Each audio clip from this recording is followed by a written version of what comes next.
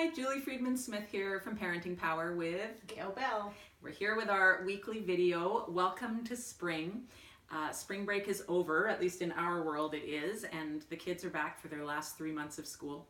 And we are talking today in our regular meeting about some of the pressures that kids may be feeling as they're working towards the final exams and the end of school. Report cards have just come out, so there's that idea of pressure, and some of it is pretty normal. It's not to say that nobody ever felt pressure, in their lives. And sometimes it's the parents and the adults in the world that are contributing to that pressure. So that was a conversation that we started to have today. And not necessarily intentionally. No. So we just wanted to draw some attention to our intentions of what we're saying when we're around our kids in terms of raising that level of pressure. That's right, because often we always want to connect with our children through conversation. Mm-hmm. And when pressures are high, whether it's, I know in hockey there was this big tryout for a team, Alberta Cup for the boys, and I know in our neighborhood there were some boys trying for that, and the whole conversation was around making the team. And I think it's just really important, and with report cards, as you said, that we take the time to, if we're going to talk about that, take a time to talk about that and then let it go, but that it doesn't dominate conversations. Mm-hmm. It's easy for us to get mistaken that if we're supposed to be connecting with our kids in conversation, that we keep talking about the report cards, keep talking about the trials, talking. And at Parenting Power, we say act, don't yak. So when's the time to talk about that? In a family meeting. In a family meeting, that's once a week. Yeah, and then make a plan. And then yes, and allow, because sometimes we create space by not talking so that our kids can talk. But you brought up a really interesting point about pushing kids forward in the scholarship conversation. Do you want to talk about that a little bit? So I'm sure other people have or feel or have heard there's this huge new trend around this. You could get a scholarship, and it's usually related, not always, but usually related to sports. And it seems to be this kind of the trend right now. So we used to talk about making the show, and it's making the NHL, making the big time, big time show. And now it's shifted in, I would say, the last 3 to 5 years.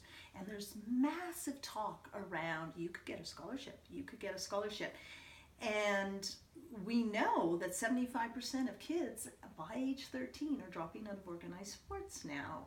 And I think there's some correlation there. And my kids do play competitive sports, and not necessarily directed at my kids, but I hear the scholarship talk a lot amongst parents, just sitting around talking. Mm-hmm.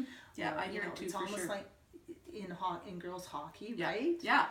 You can, are you going to university on a scholarship? Are you trying to get a scholarship for sports? Like, are you trying to go there for sports? So, not to say that's bad if it's the child's desire. Yeah. And if the child is working towards that. But then I think the parents also have an opportunity to talk about all the other things that they do well. Because what happens if they don't get the scholarship? Mm-hmm. Or is it, so you just need to have a family conversation around what makes us whole, and what is our, what's our path, and what are the alternatives if that path doesn't necessarily work out the way we were sometimes dreaming it like would. Always. Yeah. Maybe not always, but for many of us that's happened, right? We had a path and then it didn't quite work out. Yeah, so it's just being aware of the correlation between the talk about scholarships, for sure. It's out there. I mean, I don't think a single person could deny it and not hearing it tons. I mean, to what's that doing to our kids? Like, there's tons of pressure already, and we know the anxiety clinic is full bursting at the seams. So absolutely, every child's whole, and every child has a purpose. And I think if we just take some time to talk about our kids about the character development versus maybe the outer development, yeah. And life does have its bumps. I mean, effort has to go with everything, and consistent effort has to go with everything. Right. So, but it's got to come from the child. Yeah, and getting clear, because we're right there. You guys are a couple of years away from it. We're right there in terms of university. And just this idea of getting clear around, are scholarships necessary? You know, how is university going to be paid for? Right. And having some clear factual conversations so that the child isn't walking around with this pressure of, I've got to earn this scholarship, I've got to be good enough for this, what if I'm not good enough for that? So just getting clear about what the realities are, because otherwise our kids carry around all these ghosts in their heads about what they need to be that some of us aren't even meaning to have them be thinking about. That's right. Yeah. That's right.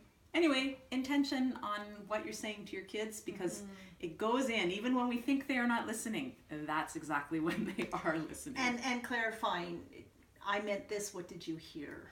Oh, love it. Right? Love it. Yeah, great. We'll talk to you next week. See ya.